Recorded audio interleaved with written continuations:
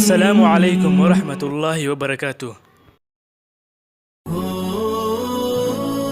saaxiib waa aas-aaskii nolosha waana muyaaradda koowaad ee kugu hanuunisa wanaag ama shar. saaxiibka dhabta ah wuxuu xaqiiqdii kuu yahay hantida nolosha. si daacadnimo ayay kuu saxaan, kuu hagaan, kuuna taageeraan. weelkooda wuxuu ku xasuusinayaa inaadan marnaba keli ku ahayn dunidan. qof kasta wuu kuu imaan karaa goortii aad faraxsan tahay ama aad guulaysatay, laakiinse kuwa dhinacaaga jooga goortii aad niyad jabsanta ama fashil ku soo gaara, kuwaas ayaa ah saaxiibada runta ah. inaad daacad ahaataan kuma heli kartaan saaxiibo badan, balse waxaad ku helaysaan saaxiibo run ah.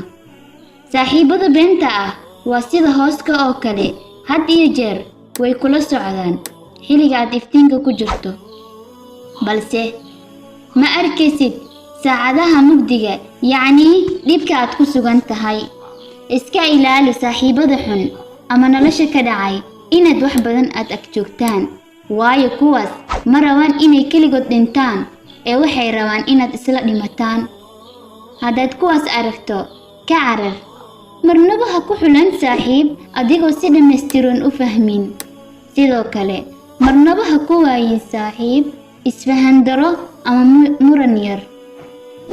nolosha aad bay u wanaagsan tahay markay familkaaga kuu fahmaan sida saaxiibka oo kale, saaxiibkaagana kuu taageera sida familkaaga oo kale.